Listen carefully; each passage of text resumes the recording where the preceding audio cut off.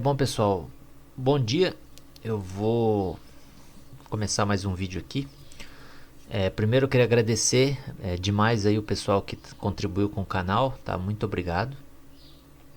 E eu vou começar um vídeo aqui agora. Esse vídeo é até de uma coisa que eu falei na live, né? Acho que foi na primeira live que eu fiz. Mas eu vou trazer agora aqui pro canal com um vídeo mostrando, né? Explicando certinho, que é a questão do Animus. Tá? O Animus, que é uma questão muito interessante. Eu vou mostrar um vídeo aqui agora. Isso aqui é de um jogo, tá? É do jogo Assassin's Creed Odyssey. E eu vou mostrar aqui algumas coisas e daí eu vou tentar fazer um paralelo disso com a sabedoria hiperbórea, beleza? Ó, aqui é o seguinte, essa mulher, né, ela aí seria com quem você não com quem você joga exatamente, mas ela seria aqui a principal do jogo. E ela está caçando artefatos, né, de uma civilização antiga. E ela utilizando esses artefatos, né, na verdade utilizando o DNA que tem nesses artefatos, ela consegue entrar numa máquina que chama Animus. E a partir dessa máquina, ela entra numa simulação de realidade, vivendo como se fosse a pessoa do DNA, né? Mais ou menos isso. E aqui ela encontrou a lança, seria a lança do Leônidas aqui, né? E ela vai começar aqui a questão do jogo. Okay, let's start her up. Are you sure we can trust this thing? I mean, the book could be... Just started, Victoria. Eu não vou traduzir nas falas porque é coisa, a maioria é coisa do jogo mesmo, né? Se for coisa importante eu falo. You're the boss, boss. I'll prep it for you. Ó, então aqui ela entra na máquina. Você viu aqui, ó. Ela entra lá na máquina, ó. E aqui dentro dessa máquina ela vai sonhar como se ela estivesse numa realidade simulada, né? Essa máquina chama Animus. Tem até uma águia aqui, ó. Olha lá, ó, Animus, né? Como se fosse aqui um prompt de comando, né? De um sistema operacional. E a máquina chama Animus. Okay, so we're... Ó, que interessante. Animus Sim, né? Animus Simulator. Então aqui é a tela de carregamento da simulação, né? Do sistema virtual, onde se passa o jogo. O jogo se passa dentro de uma simulação de um sistema virtual. I've made some changes since you were last in here. There's no keeping up with the tech industry these days. I can crank up the simulation to maximum. Ó, olha isso aqui que interessante. Eu posso acionar uma simulação de máxima sincronização sensorial. Ou seja, ela vai entrar numa simulação de máxima sincronização sensorial. Uma simulação que realmente vai parecer uma coisa real. Ela literalmente vai sentir como se estivesse dentro da simulação. É uma simulação de máxima sincronização sensorial. Sensory synchronization, if you're up for it. Aqui é a questão do jogo, né?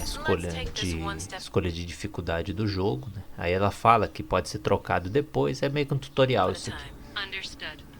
If you're looking for something a little more intense, I can always adjust the settings for you later. This bit will let me know how much information will be fed to you during your time. Bom, aqui também é interessante, ó. Ela fala, ó, me dê o máximo de informação possível, né, no tempo que eu estiver durante o Animus. Seria o modo guiado, né? O jogo te dá duas escolhas, modo guiado, né, que seria ali um modo facilitado, e o modo exploração, né, que é basicamente se vira. Você é jogado dentro do jogo e foda-se, né? Se vira. A Terra seria meio que um modo exploração, se você for pensar que a Terra é um jogo, né? Você nasce aqui e foda-se, ninguém te ensina nada e você tem que se virar, né? A Terra seria um jogo no modo exploração. In the Animus.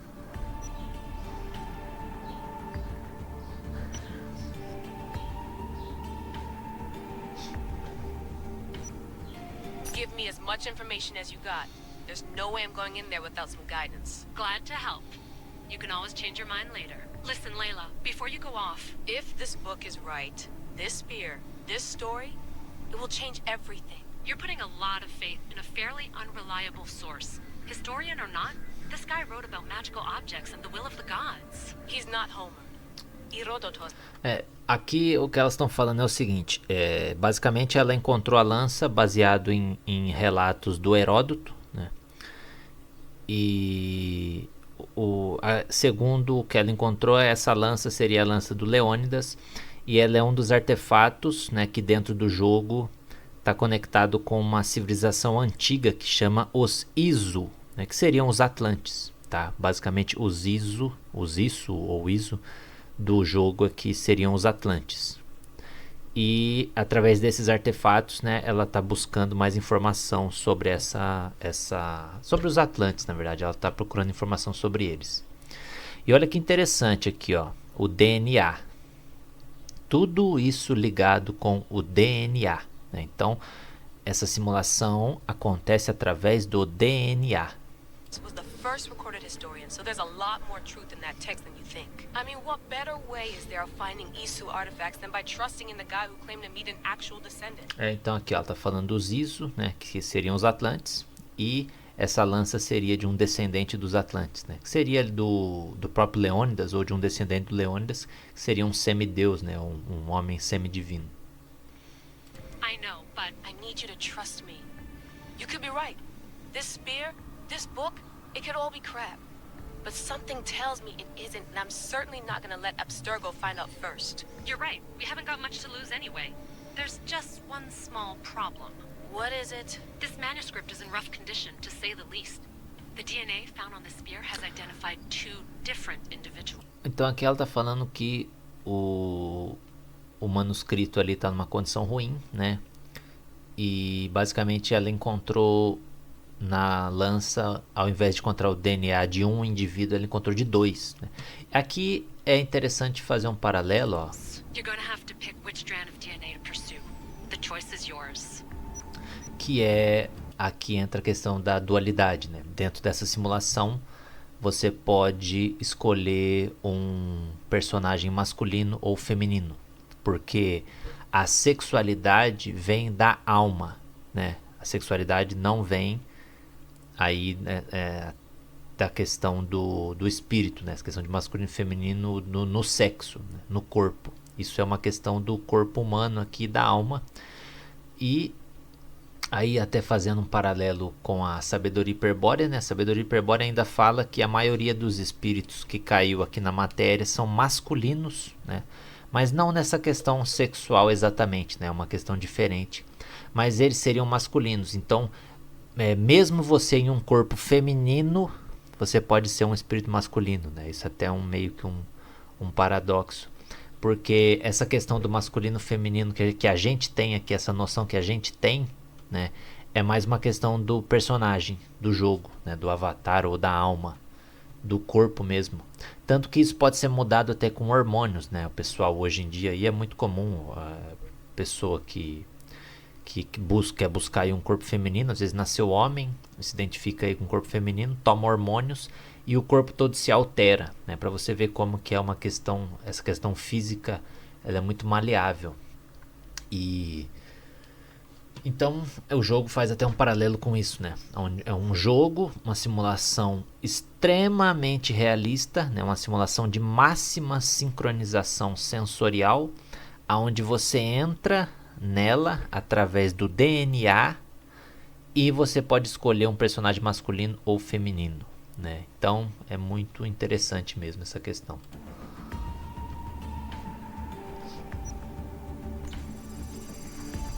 She'll help us find what we're looking for.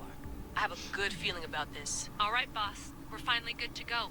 431 B. Bom, então agora ela vai ser mandada para o ano 431, né? Na guerra do Peloponeso, né? Para quem quiser entender o contexto dessa história, é a guerra dos 300 lá de Esparta, as guerras gregas, né? A guerra ali do Peloponeso. Só pesquisar guerras do Peloponeso aí que vocês vão encontrar. Basicamente é esse o contexto. Então, aqui acho que não tem mais nada. Não, ela vai ser mandada agora para dentro do jogo. Então, olha que interessante. É uma máquina, uma tecnologia, aonde você entra e pega um DNA, e a partir desse DNA você vai entrar numa simulação extremamente realista, né? Um mundo virtual, mas sincronizado com os seus sentidos, extremamente realista, né? Onde você vai viver ali como sendo... Basicamente você vai viver como sendo a pessoa do DNA, né? Então, por exemplo, se eu pegar o seu DNA, pôr na máquina, eu vou simular como se eu fosse você, né? Basicamente é isso. É uma máquina de simulação de realidade, uma coisa extremamente real, né? É como se fosse um jogo onde você está dentro do jogo, né? Você não está mais ali jogando da tela, você está dentro da tela, né? Basicamente seria isso. Bom, tá, mas o que isso tem a ver com sabedoria hiperbórea, né? Vamos lá. Aqui eu tenho essa parte aqui do começo, dos fundamentos da sabedoria hiperbórea, né? Do Luiz Felipe Moyano. E ele fala: comecemos, pois, pelo princípio da tese. A sabedoria hiperbórea ensina que antes da chegada dos espíritos hiperbóreos ao universo material, na Terra habitava um hominídeo sumamente primitivo denominado Pazu, né? Tal hominídeo, entretanto, estava potencialmente chamado a cumprir uma importante função na obra do demiurgo, ser descobridor de sentido no mundo, né? Finalidade que se explicará, bom, ele fala que vai explicar depois aqui. Ele fala que o Pazu fracassou, né? O Pazu foi criado na obra do demiurgo para dar sentido, né? Para dar potência ali, para dar sentido, para desenvolver a obra do demiurgo, e o Pazu fracassou, né? O Pazu fracassou e o Pazu seria extinto, mas ele fala que aconteceu alguma coisa aonde o Pazu conseguiu ser salvo, né? Fala, ó, a resposta, a carga genética, olha que interessante, a carga genética de uma raça extraterrena chamada ultimamente hiperbórea, né? Então o Pazu seria extinto, mas através da carga genética de uma raça extraterrestre no Pazu, o Pazu se tornou uma outra coisa. Olha que interessante. Mas não se trata somente de genética, a saber, de informação hereditária. A modificação genética do Pazu tornou-se possível por causa do aprisionamento dos seres extraterrestres no desenvolvimento evolutivo, né, dos arquétipos da matéria. Então, bom, vamos lá. Com o efeito da traição, né, ou desse aprisionamento dos Siddhas, traidores, apareceram 3 classes de homens sobre a Terra. O hominídeo primitivo, que a partir de então se chama animal-homem ou Pazu, né? Esse aqui a gente pode fazer um paralelo como se fosse os NPCs do jogo, né? Então o hominídeo primitivo, que não tem o espírito, que não tem a carga hiperbórea, ele é basicamente um NPC dentro do jogo, né? Então o Pazu seria o NPC. Hoje, né, fazendo um paralelo com o jogo virtual, hoje o Pazu seria um NPC, né? As pessoas que não têm espírito. É a pessoa que eles estão aqui só para fazer o jogo funcionar, basicamente, para manter o jogo rodando. O Pazu, que possui linhagem hiperbórea, ou seja, o Pazu que tem a possibilidade de que nele se manifeste o espírito, né, que é o denominado Virya. Esse aqui seriam os players, né, então seriam os jogadores. Basicamente, o Pazu seria o NPC do jogo e o Virya seria o jogador, né, aquele que é um NPC, mas que tem livre-arbítrio, que tem poder de escolha. E o Siddha hiperbóreo, né, seriam os espíritos livres ou os guias, né, os antigos guias que moram em Agartha. Aqui já é a questão da sabedoria hiperbórea. Fazendo um paralelo com os jogos e até com o filme do Matrix, também é um filme interessante. Os Siddha seriam ali o pessoal que entra na Matrix para tentar acordar os outros, né? Seria ali o Neo, o Morpheus, ali o pessoal do filme ali Matrix. É o pessoal que ele já está fora da Matrix, já está livre, mas eles vêm aqui de vez em quando e deixam aqui umas mensagens, deixam alguma coisa aqui, para tentar acordar quem está aqui dentro. Então basicamente é isso, o Pazu seria o NPC, o Virya seria o player, né, o cara que entrou aqui para jogar, e o Cida Hiperbóreo é o cara que entra aqui para tentar resgatar quem está aqui dentro. Então basicamente é isso. E aqui tem uma questão do livro do Serrano, né, que é interessante também falar. Ó, porém, a iniciação hiperbórea, ariana, olímpica, né, concebe a imortalidade de outra forma.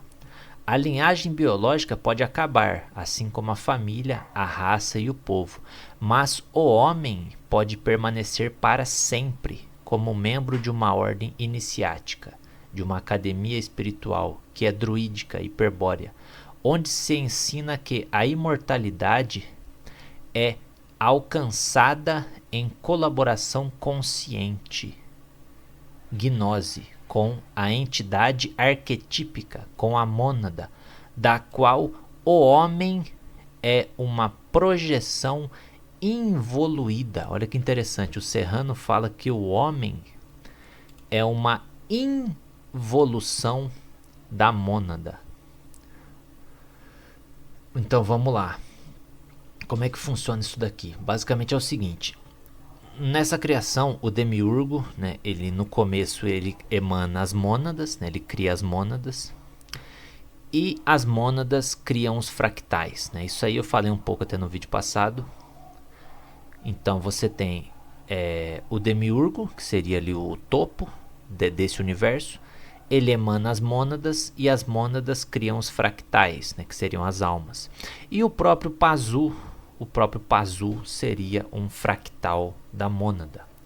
Basicamente é isso, né? O demiurgo ele criou um jogo. Vou usar um exemplo de um jogo para ficar mais fácil. Lembrando que o que eu falo não é literal, tá? É o que eu entendi e é só alguns paralelos para ficar mais fácil de compreender.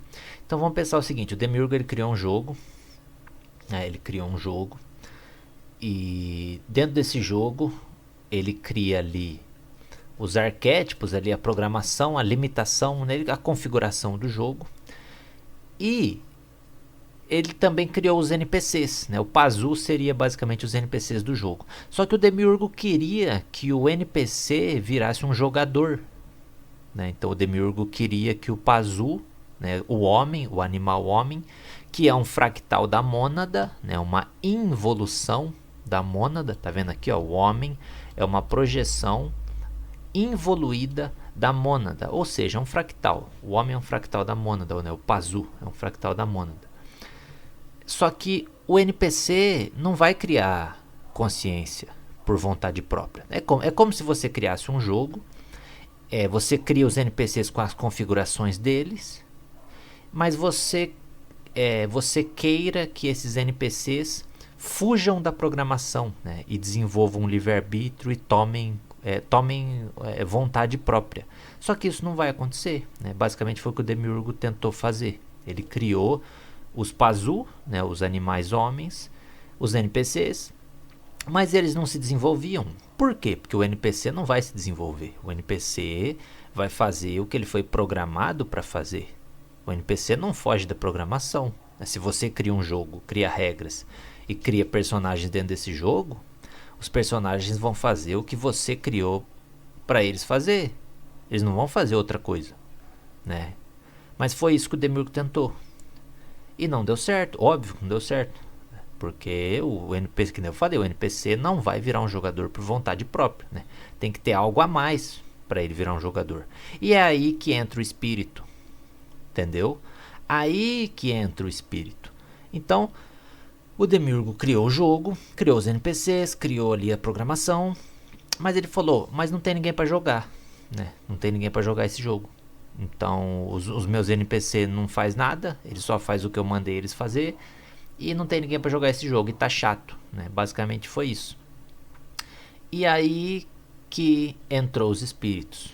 Os espíritos se misturaram com os NPCs. De que jeito? Através do DNA, porque a sabedoria hiperbórea fala isso. Ela fala que o espírito, através de uma modificação genética, ele teve o símbolo da origem diluído ali no DNA do Pazu, e a partir de então o Pazu começou a desenvolver consciência de si mesmo, ou seja, os NPCs viraram jogadores. Entendeu? Então, a partir dessa mistura desse símbolo da origem do espírito com o DNA do Pazu, que era um NPC, o NPC passou a virar um jogador. O NPC passou a falar assim: opa, peraí, eu não sou um NPC mais, agora eu sou um jogador. Eu não faço mais o que eu fui programado para fazer, agora eu faço o que eu quero, né? Então, basicamente, o NPC desenvolveu o eu, né? Ou o self. O NPC desenvolveu a consciência. Foi exatamente isso que eles queriam, misturando o espírito com o NPC. Eles queriam que alguém desse sentido para o jogo, porque o jogo estava chato. O jogo estava programado, né, de uma maneira que ele não tinha alteração nenhuma dentro do jogo, porque os NPCs não vão alterar o jogo. O NPC só faz o que ele foi mandado para fazer. E é esse algo externo que foi misturado, né, ali com o Pazu, que é o espírito. Foi esse algo externo que desenvolveu o Pazu, que desenvolveu os NPCs, e eles desenvolveram consciência e viraram jogadores e começaram a modificar o jogo, né? Por isso que eu gosto da questão de comparar isso com um jogo virtual, porque fica mais fácil de entender. Então, é uma comparação interessante, né? Você tinha... A sabedoria hiperbórea fala que os espíritos foram misturados geneticamente com um animal, homem que vivia na Terra, né? É a mesma questão do Animus, né? Como se você, né, que está fora do jogo, entrasse dentro do jogo, numa simulação extremamente realista, e a partir daí você pensasse que você era um NPC, né? O problema foi que em algum ponto dessa mistura aconteceu um revés, né? E o espírito, ele esqueceu que na verdade ele não era o NPC, né? Então, basicamente, você é um espírito experimentando uma simulação através de um DNA. Então, você é um espírito experimentando a vida de um homem. Só que em algum ponto a humanidade esqueceu disso, né? Em algum ponto o espírito, ele esqueceu, né? Pode ser que o DNA colapsou, alguma coisa aí aconteceu nessa história, alguma coisa deu errado nessa história, né? Basicamente foi isso. Alguma coisa deu muito errado nessa história e o jogador entrou no jogo para jogar e esqueceu que na verdade ele veio de fora do jogo. Ele ficou aqui, né? Basicamente ele é como se você entrasse num jogo e você vivesse como NPC tanto tempo que na verdade você se esqueceu quem você realmente é, né? Você se esqueceu que na verdade você não é o NPC, né? Você entrou para jogar e ficou vivendo igual um NPC e esqueceu que na verdade você veio de fora, né? É uma comparação interessante. E a questão do Animus, né? Que o próprio nome Animus é muito sugestivo, né? Porque a criação do Demiurgo, ela chama Anima Mundus, né? Ou Anima Mundis, mundo animado. A máquina do filme chama Animus, né? A máquina é uma simulação extremamente realista, uma simulação de máxima sincronização sensorial, é uma simulação extremamente realista. E a máquina chama Animus, e a criação do Demiurgo chama Anima Mundus. Bom, é uma coincidência muito interessante.